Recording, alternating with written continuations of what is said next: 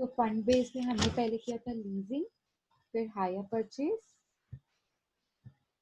Okay, hire purchase के बाद हमने किया था कंज्यूमर क्रेडिट। ये मैंने आपको बताया था, जो कंज्यूमेबल गुड्स होते हैं उसके लिए कंज्यूमर्स जो क्रेडिट लेते हैं, लोन लेते हैं,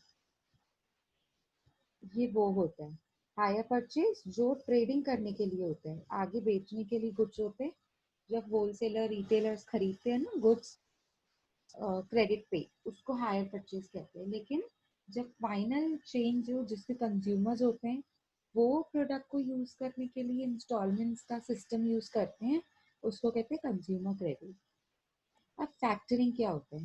देखो ध्यान से सुनेंगे, फैक्टरिंग क्या होता है। आपको पता है कंपनी में डेटर्स होते हैं, आपको ये सबको पता है डेटर्स कौन होते हैं? सब जानते हैं डेटर्स कौन होते हैं? जिनसे हमने पैसा लेना है, from home I have to receive money. ठीक है, they are known as debtors. Debtors are the one who will pay me in the future date. ठीक है, now now I have to see how many debtors are there. Okay, how much amount do they pay every month? How much amount I have to receive in advance? How much amount is still pending to be received from them? So these are few things that we have to check every month, every week, every day maybe, अगर ज्यादा business बड़ा है तो, है ना? हमको ये सब चीजें चेक करती रहनी पड़ेंगी। अच्छा, अगर किसी डेटर ने पैसा नहीं दिया, डिफॉल्ट हो गया, अगर डिफॉल्ट हो गया, बैड डेट्स हो जाते हैं, डेटर्स पैसा नहीं देते तो बैड डेट्स हो जाते हैं। तो अब उन बैड डेट्स को कैसे डील करना है? यस, तो बहुत सारी, देखो डेटर्स एक आइटम है छोटा सा बैलेंस शीट के करंट एसेट्स का, छोटा सा आइटम है एक डेटर्स। लेकिन with the debtors there are so many things associated with it. There are so many things associated with a single entry which is known as debtors, with a single asset which is known as debtor. But company, if company is very large, अब company के पास तो इतना time नहीं होता है। Company के पास तो इतना टाइम नहीं होता है that they keep checking what is the amount of daters, what do they pay every month, and how much is received in advance, how much is still pending, how much they are not paying, and it becomes back dates. उनके पास इतना time नहीं होता है। they appoint a person, they appoint an intermediary. Now he will come forward and he will look after to all these things. He will he will look after to all my receivables. What do you mean by receivables? In the receivables, both things are covered, debtors and bills receivables. Am I clear with the concept now? मैंने आपको पहले concept बता दिया कि factoring होता क्या है। Factoring क्या होता है? फैक्टरिंग का ओरिजिनल जो लैटिन वर्ड है that is factor. Factor means doer, somebody who will do on my behalf, somebody who will look after on my behalf, that is known as factor. Factor की Latin meaning होती है doer. The Webster Dictionary defines a factor as one that lends money to producers and dealers on the security of account receivables. That means you are giving something in against of no, in against they will look after to your receivables. उसको कहते हैं factor. तो factoring क्या होता है? Financial transaction होते हैं। ये एक ट्रांजैक्शन है जिसमें आपने उनको कुछ ना कुछ पे करना है। फाइनेंशियल इंटरमीडियरी को फीस, कमीशन, फैक्टर के नाम पे ब्रोकरेज, जो भी वो आपसे चार्ज करेंगे ना, वो आपको पे करना है। ठीक है, ये फाइनेंशियल ट्रांजेक्शन हो गया। तो उसके अगेंस्ट वो आपको क्या सर्विस प्रोवाइड करते हैं? What service do they provide you against a commission, against a fees? They provide you a factoring service, which is known as they will look after to your each and every transaction related to debtors, each and every transaction related to your bills receivables. How many bills are there, how much are pending, how much to be received, how much to be discounted with the bank, how much amount has to be received by how many daters in the next month. आई बात समझ में? ठीक है, तो ये सब होता है फैक्टरिंग में. So factoring is a financial transaction whereby a business sell its accounts receivables to the third party called a factor. मतलब समझो एग्जाम्पल, मेरी कंपनी है और आप थर्ड पार्टी हो, जिस मतलब फैक्टर हो आप. मैंने आपको अपने सारे बिल्स रिसीवेबल्स बेच दिए और डेटर्स भी दे दिए. अब आप देखोगे कौन सा डिस्काउंट करवाना है for immediate money with which to finance continue business, कि बिजनेस चल सके. तो उस हिसाब से मुझे देखना पड़ेगा कि मतलब कितने डेटर्स को, सॉरी कितने बिल्स को मैंने डिस्काउंट करना है. कि डिस्काउंट करूंगी तो इमीडिएट कैश मिलेगी और वो इमीडिएट कैश मेरे बिजनेस पे काम आती है ना. तो यही तो होता है फैक्टरिंग. सो पार्टीज कौन कौन सी होती है फैक्टरिंग में? एक क्लाइंट होता है. क्लाइंट मतलब कंपनी. क्लाइंट मतलब company, the seller who will sell the bills to the third party. And the third, sorry, three parties होती है. The factor, factor मतलब जो बंदा है जो आपको financial services दे रहा है, a person who gives you the financial services, उसको कहते हैं factor. दूसरा होता है क्लाइंट. क्लाइंट मतलब सेलर, मतलब जैसे कंपनी. और थर्ड कौन होता है? Customer, the buyer. मतलब जैसे बैंक ने आपके बिल्स को खरीदा, बिल्स को डिस्काउंट करने का है तो बैंक खरीदेगी ना आपसे, तो वो बायर हो जाएंगे आपके लिए, है ना. तो थ्री पार्टीज इन्वॉल्व होती हैं. ठीक है, आगे चलते हैं. Factoring is a contractual service. Of course ये कॉन्ट्रैक्ट है, नहीं तो कोई भी धोखा देके भाग जाएगा. वो कहेगा आप मुझे बिल्स दे दो, आपको पैसे मिल जाएंगे. कल को उसने पैसे ना दिए तो, और मेरे बिल्स लेके गए तो. शिवानी क्या नहीं समझा? एक थर्ड पार्टी है, उसको मैंने अपना डेटर्स और बिल्स रिसीवेबल्स का सारा काम उसको दे दिया. अब वो देखेगा कि मेरे डेटर्स का अमाउंट कितना रहा हुआ है, मेरे बिल्स को कितना डिस्काउंट करवाना है, मैंने कितना एडवांस लेकर रखा था तो वो सेट ऑफ करना है. कंपनी के पास इतना टाइम नहीं होता ये सब चीजें देखने का. तो फैक्टरिंग में, फैक्टरिंग एक सर्विस होती है. कौन प्रोवाइड करता है? फैक्टर. फैक्टर कौन होता है? वो बंदा जो फाइनेंशियल इंटरमीडियरी का काम करता है आपकी कंपनी में. अब फाइनेंशियल इंटरमीडियरी क्या करेगा आपके लिए? वो आपके बिल्स खरीदेगा, आपसे बिल्स ले लेगा और आपको पैसे दे देगा. समझ में आई बात? तो आपको तो पैसे मिल गए ना बिजनेस के लिए. अब वो देखेगा ना कस्टमर से कैसे वसूल करना है, बिल्स डिस्काउंटिंग कैसे होती है ना. तो पहले वो आपसे सारे देखेगा, आपकी सारी डीलिंग्स को वो खुद देखेगा. अब वो देखेगा कि कौन सी बैंक के पास जाके बिल्स को डिस्काउंट करना है और आपके हाथ में कैश देगी. पहले बिल्स आपसे लेगा, बैंक के पास जाके डिस्काउंट कराएगा और आपको कैश दे देगा. तो आपके पास बिजनेस के लिए कैश आ गई ना, रूटीन बिजनेस चलाने के लिए. तो who is the person involve in between, in the middle? Factor. आई बात समझ में? वो देखेगा सारे रिसीवेबल्स का डायरेक्ट कैसे बिल सेटलमेंट करनी है. डायरेक्ट ओनर नहीं बोल सकते इसको, डायरेक्ट ओनर नहीं बोल सकते इसको. He will be an agent. मेरे लिए वो एजेंट का काम करेगा. मतलब सारी चीजें वो देख लेगा, मेरी क्या आउटस्टैंडिंग अमाउंट कितना है, एडवांस कितना है, कितना लेना है डेटर्स से, कितने बिल्स को डिस्काउंट कराना है, कितने बिल्स को डिस्काउंट कराने की जरूरत नहीं है. समझ आई बात?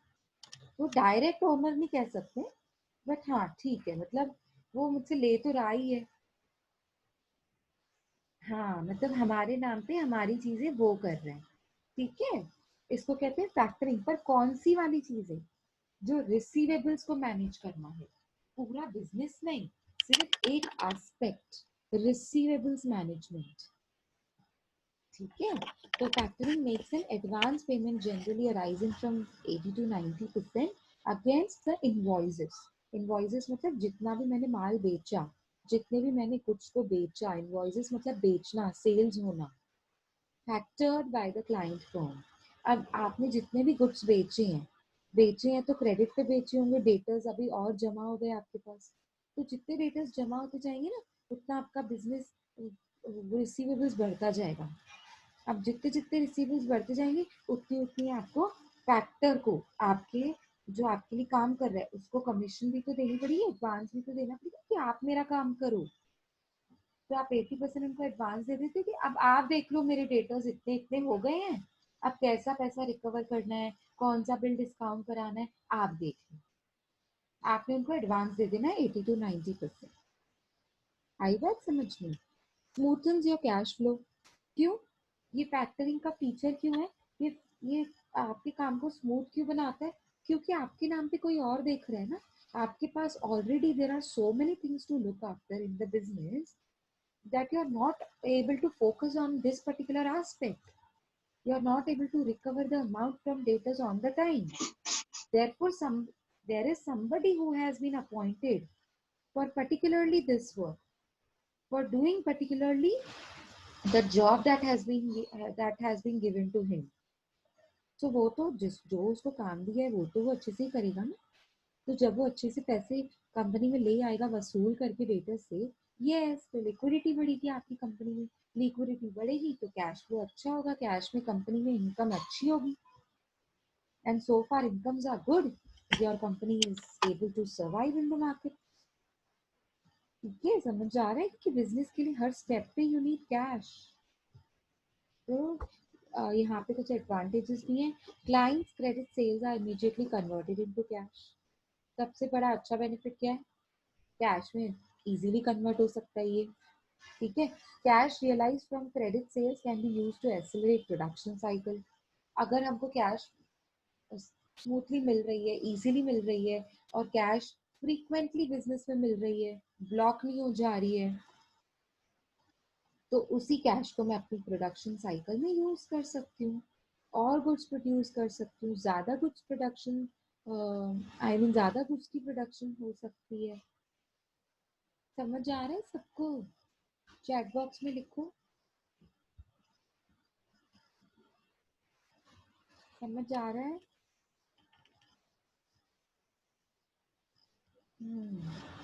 कैपिटल नीड्स फुलफिल हो सकती हैं, वेरी गुड, बिकॉज आपके पास कैश आ जाएगी ना। ओके, आ रहा है ना समझ में? Very good. सो ठीक है, एडवांटेजेस में एक और पॉइंट है, the client can expand his business by exploring new markets. अब क्योंकि अब पे आपके पास एक्सेस ऑफ कैश है, तो आप नए मार्केट्स को भी एक्सप्लोर कर सकते हो। मतलब वैसे आप एक वन टाइप ऑफ प्रोडक्ट बनाते थे, now you can enter into making new different products which are actually needed in the market.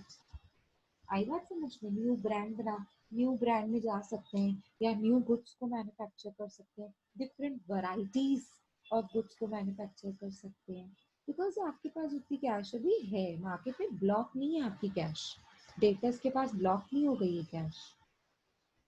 ठीक है, ये था आपका फैक्टरिंग। अब आते हैं वेंचर कैपिटल। अब ये वेंचर कैपिटल फाइनेंसिंग क्या होता है? Venture means what? वेंचर का मतलब किसी को पता है? Venture means something new, yes, something which is new in the market, something which is which has just been entered in the market, इसको कहते हैं वेंचर। अब ये वेंचर बिजनेस को अगर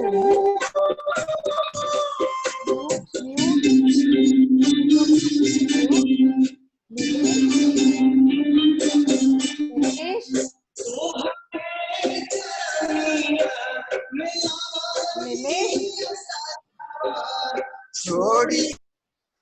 अच्छा वो गा भी रहा है, सुन नहीं रहा है, सिर्फ सुन नहीं रहा है गाना, वो गाने भी लगा है।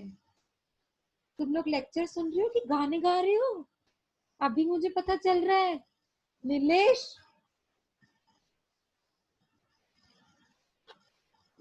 कहाँ पे आई?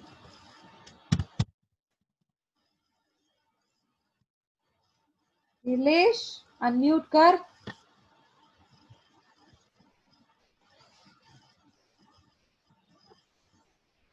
गाने गा रहे, रुक अभी, तेरी कंप्लेन करती हूँ मैं कॉलेज में, इन्वेस्टिगेट कर देंगे तुझे। हाँ नीलेश, भोजपुरी गाना था, I know.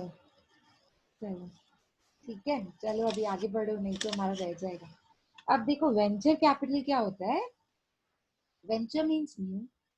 That means the company which has just entered in the market. Nobody is ready to invest in that company.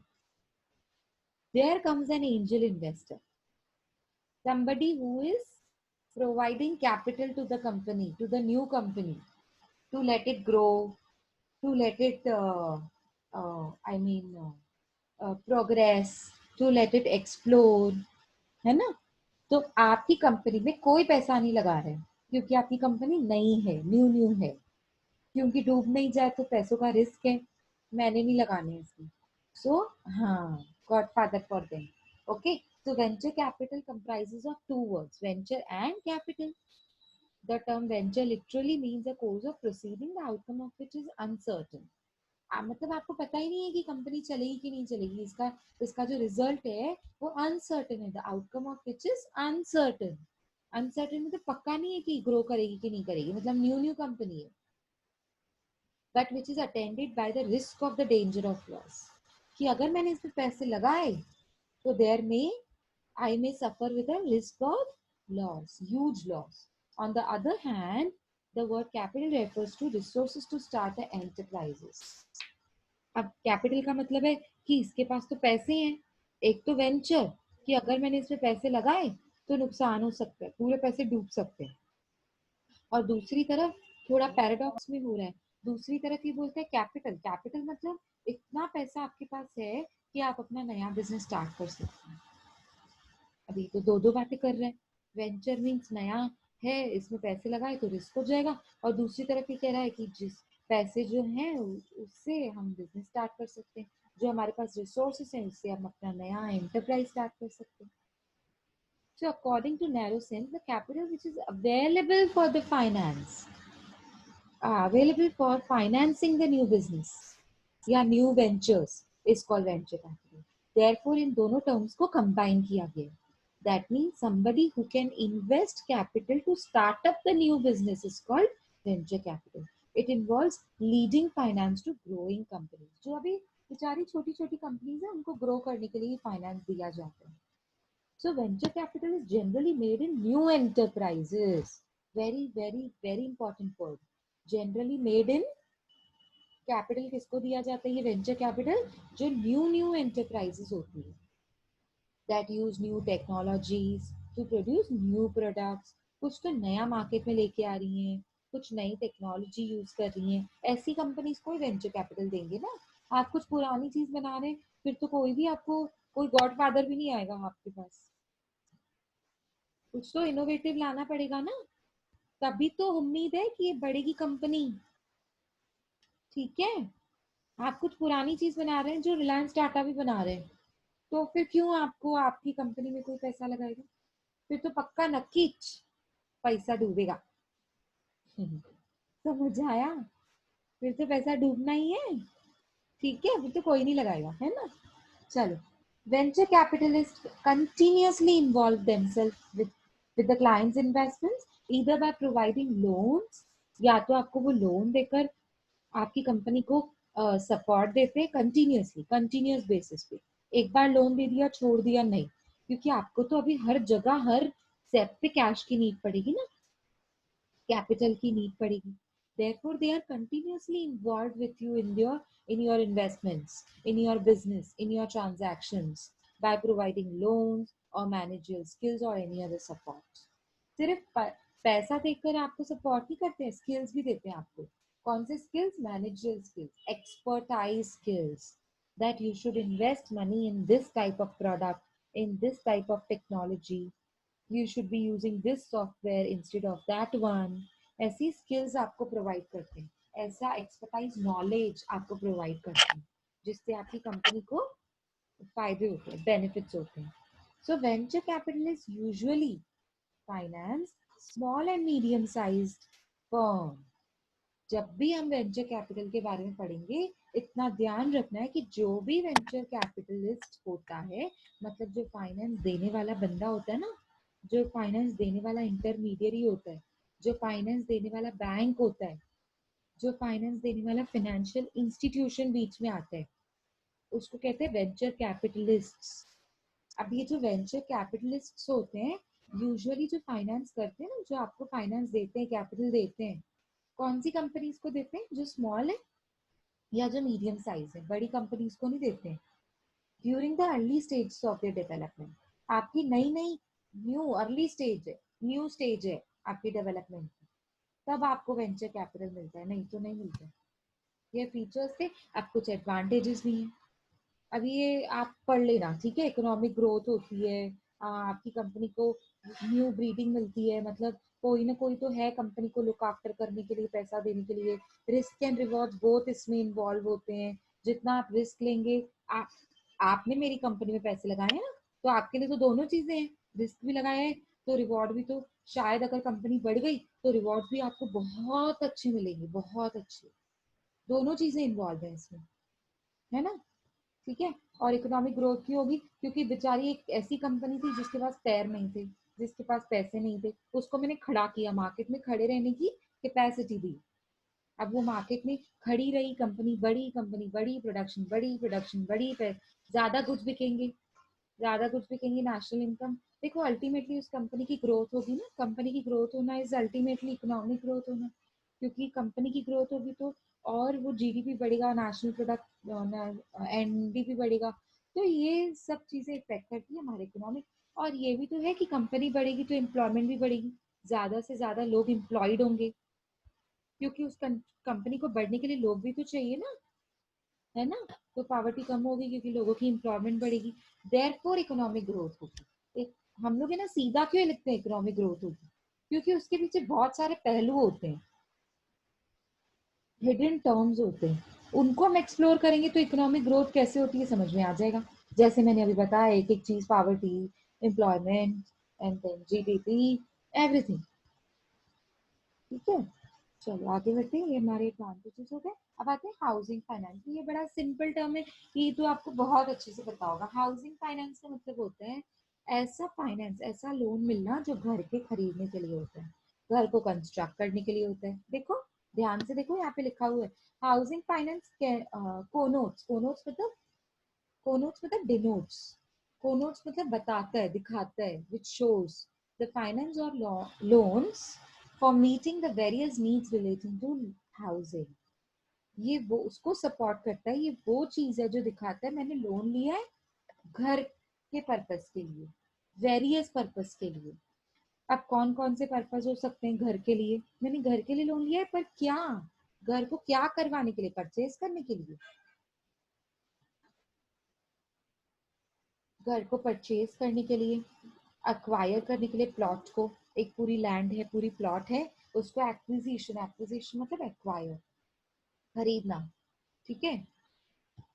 Construction of house, अब आपने घर खरीदा तो अपने पैसों से, लेकिन कंस्ट्रक्शन कराने के लिए आपके पास पैसा नहीं है, तो आप हाउसिंग फाइनेंस ले सकते हैं।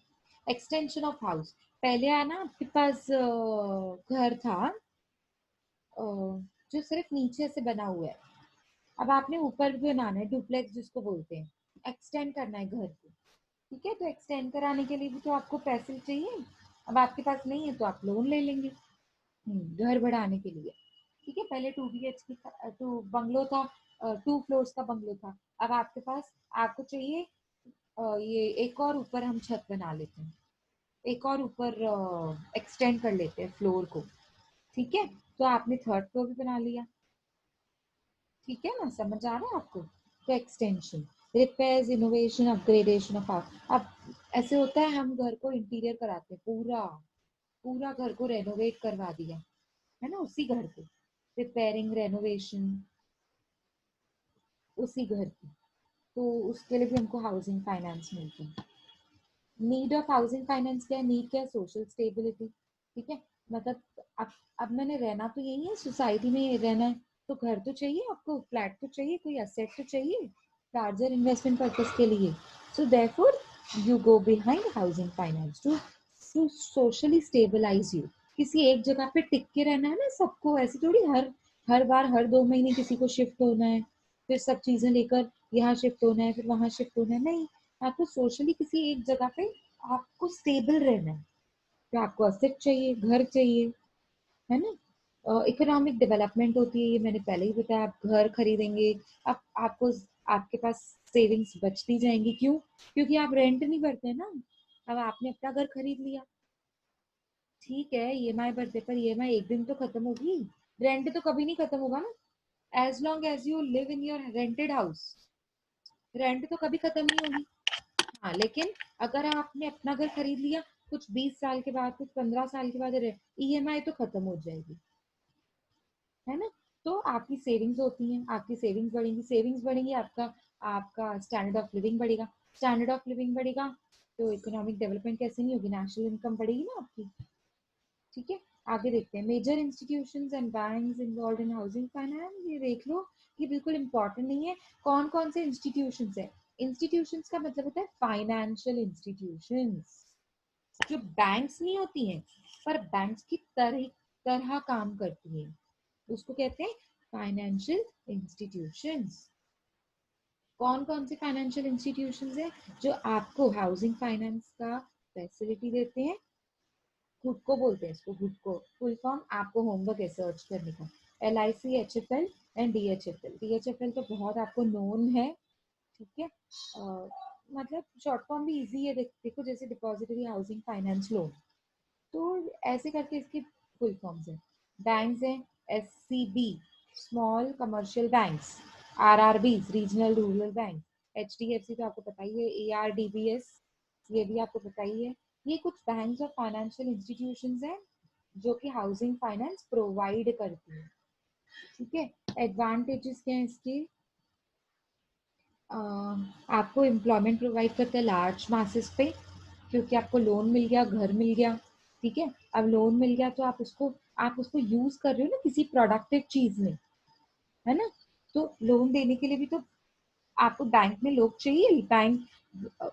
जब मार्केटिंग करने के लिए कोई लोग ही नहीं होंगे, आपके पास सेलिंग एजेंसी नहीं होंगे, तो लोन खरीदेगा कौन? पहले तो आपको बेचना है ना वो चीज। हाउसिंग फाइनेंस का जो प्रोडक्ट है, जो सर्विस है, वो बेचने के लिए, मार्केटिंग करने के लिए कोई लोग चाहिए आपको। तो उसके लिए आप अपॉइंट करते हो सेलिंग एजेंट्स, मार्केटिंग एजेंट्स, जो ये आपको प्रोडक्ट बेच कर देते हैं, हाउसिंग फाइनेंस की सर्विसेज को मार्केटिंग करने का मौका देते हैं। आया समझ में? Rural housing develops not only in rural areas but prevents migration of rural to urban. अब आप अब आपको देखो, रूरल एरियाज में ना घर नहीं बने होते हैं। अब जब बैंक्स आगे आती है ना लोन देने के लिए, तो वो लोग क्या करते हैं, रूरल एरियाज में ना घर बनाने के लिए उनको पैसा देते हैं, बहुत छोटे अमाउंट ऑफ इंटरेस्ट पे, at very low rate of interest, so that people do not migrate to the urban areas, है ना, क्योंकि उनके पास घर नहीं होते हैं, काम नहीं होता है, तो वो यहाँ पे माइग्रेट कर जाते हैं। अर्बन एरियाज फिर ओवर पॉपुलेटेड हो जाती हैं।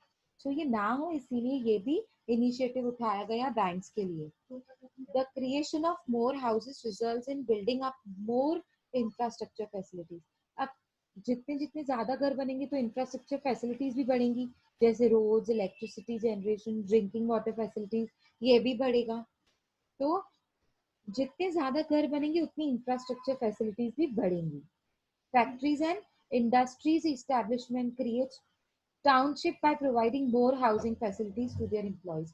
मीन अब आपको आपको क्योंकि घर बनाने हैं, अब घर बनाने के लिए भी तो लोग चाहिए जो आपको घर बना के देंगे हर जगह जगह पे। देखो घर बने हुए नहीं है, मैंने लोन तो ले लिया, अब लोन जहाँ पे लेना है, जिस जगह के लिए लेना है, वो जगह बनी भी नहीं है, कंस्ट्रक्ट की भी नहीं है, तो कंस्ट्रक्शन के लिए भी तो लोग चाहिए, तो लोगों को एम्प्लॉयमेंट मिलेगी ना। मजदूर जो होते हैं, जो काम करते हैं, वो अनएम्प्लॉयड होते हैं। अब जितने जितने इंफ्रास्ट्रक्चर, घर बनने लगेंगे, रोड बनने लगेंगे, उतने लोग भी तो एम्प्लॉयड होंगे, मजदूरों को काम मिलेगा। आई बात समझ में? सिर्फ एक बेनिफिट नहीं होता है, पूरी ओवरऑल इकोनॉमी को आप देखो, एक पहलू को नहीं देखने का, मुझे लोन मिल गया, मुझे घर मिल गया। अरे किसी ने लोन आपको दिया है, उसको इंटरेस्ट जा रहा है, ईएमआई के फॉर्म में भी इंटरेस्ट जाता है, ठीक है, तो वो कंपनी भी तो अर्न कर रही है। वो कंपनी ने एडवर्टाइजिंग के लिए, मार्केटिंग करने के लिए एक सेल्समैन लगाया हुआ है, वो भी तो कमीशन अर्न कर रहा है, उसको भी तो एम्प्लॉयमेंट मिली। जो घर बनाकर देगा, वो कंस्ट्रक्शन कंपनी, वो मजदूर लोग, उनको भी तो बिजनेस मिल रहा है। आप घर खरीदेंगे नहीं तो उन बेचारों को बिजनेस मिलेगा कैसे? ठीक है, तो ओवरऑल इकोनॉमी डेवलप होती है। ओके, थैंक यू कितना अच्छा लिखा हुआ है ना। चलिए, मतलब थैंक यू का मतलब, थैंक यू का मतलब हमारी फंड बेस्ड सर्विसेज हो गई। ठीक है, एंड हो गया। अब हम अपनी स्लाइड पे जाते हैं वापस, है ना। अब हमारे पास है ना इसमें कुछ, अब देखो यहाँ पे जो जो मेरे पास फंड बेस्ड सर्विस थी वो क्या थी। लीजिंग था, समझ लिया। Hire purchase, we have done it. Factoring, we did it today only. Mutual fund क्या होते हैं, ये तो आपने पूरा सेमेस्टर 3 में सब्जेक्ट किया है, ये मैं नहीं बताने वाली हूँ। सिर्फ शॉर्ट में, it is the pool of investors coming together to invest in investments, sorry, invest in different kinds of securities which are into one bucket। ठीक है, ये तो आपने पढ़ा ही है। सारे लोग एक साथ आते हैं, पूल बनाते हैं, पैसे डालते हैं, पैसे डालकर उसको जगह जगह पे अलग अलग different different investments, different securities, different companies में इन्वेस्ट किया जाता है according to their needs of investments, according to their requirements of the investment. किसी को 1 साल के लिए इन्वेस्टमेंट करनी है तो किसी को 5 साल के लिए करनी है, किसी को इक्विटी में इन्वेस्ट करना है तो किसी को डेट में इन्वेस्ट करना है, किसी को हाइब्रिड इन्वेस्टमेंट करनी है ना।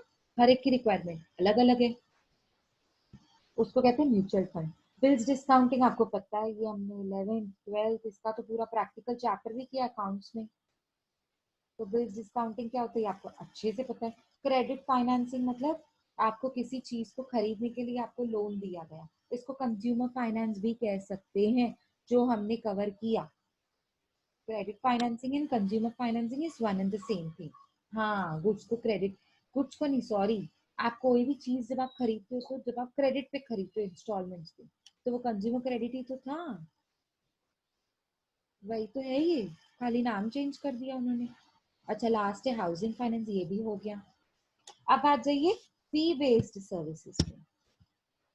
अब है ना मेरे पास ये लिंक जो है ना, ये जो मैं कॉपी कर रही हूँ, ये है आपकी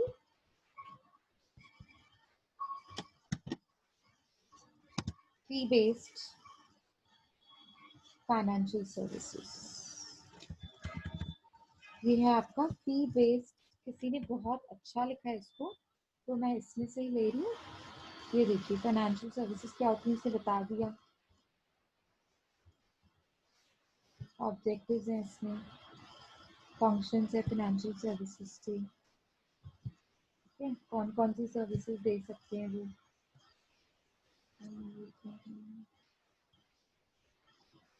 कौन कौन सी फाइनेंशियल सर्विसेज हैं।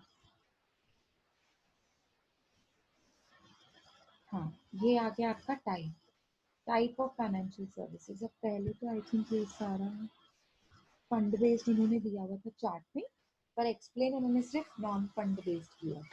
अब देखो सबसे पहला, नॉन फंड बेस्ड सर्विसेज को एडवाइजरी सर्विसेज भी कह सकते हैं। सबसे पहला देखो, नॉन फंड बेस्ड को एडवाइजरी सर्विसेज क्यों कह सकते हैं, why it is also called as advisory, because it does not involve directly giving loan or providing capital, giving cash to somebody in the form of loan.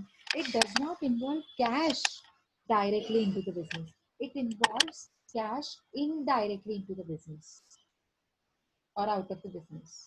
अब कैसे, हाँ, advice, advice देते हैं लोग, एक्सपर्ट एडवाइस देते हैं, या फिर नॉलेज देते हैं। अपना जो आपके पास 30 साल का नॉलेज है, आपके पास इतना 40 साल का आपका एक्सपीरियंस है इस बिजनेस का, वो एक्सपीरियंस आप नए बिजनेस को जब आप देते हो, या किसी ऐसे बिजनेस को देते हो जो लॉसेस में जा रही है, कि इस बिजनेस को कैसे बिल्डअप करना चाहिए, कहाँ पैसा लगाना चाहिए, कहाँ पैसा नहीं लगाना चाहिए, कितना लगाना चाहिए।